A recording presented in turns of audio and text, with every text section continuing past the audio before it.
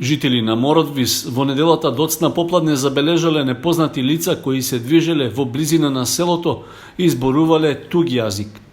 Лицата се симнале од падините на Плачковица и според изгледот селаните заклучиле дека се работи за мигранти кои побарале продажен објект за да набават прехранбени продукти. Еден од нив ги однел до продавницата сместена во етно куќата во Мородвис, пошто тие купиле поголема количина леп, конзерви, јајца, масло за јадење и други производи. Плаќањето го извршиле со македонска валута во вредност од околу 2000 денари. Движењето на мигрантите било пријавено и во полициската станица во Кочани, пошто пристигнале полициски службеници кои направиле увид. Тоа беше синоќи околу 10-15 до 7.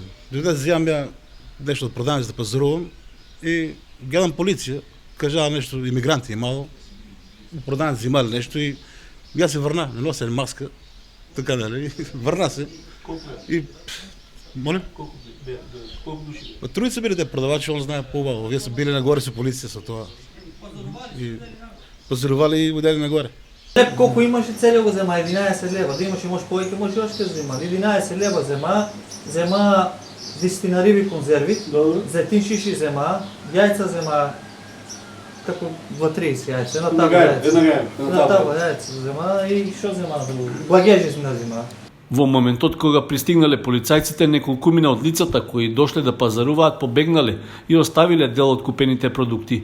Жителите на Мородвис претпоставуваат дека групата мигранти била поголема и најверојатно се криела во близина на манастирот над селото. Рекоа дека дошле преку планината од правец на Радовиш, а целта им била да најдат начин за понатамошен транспорт кон македонско-српската граница.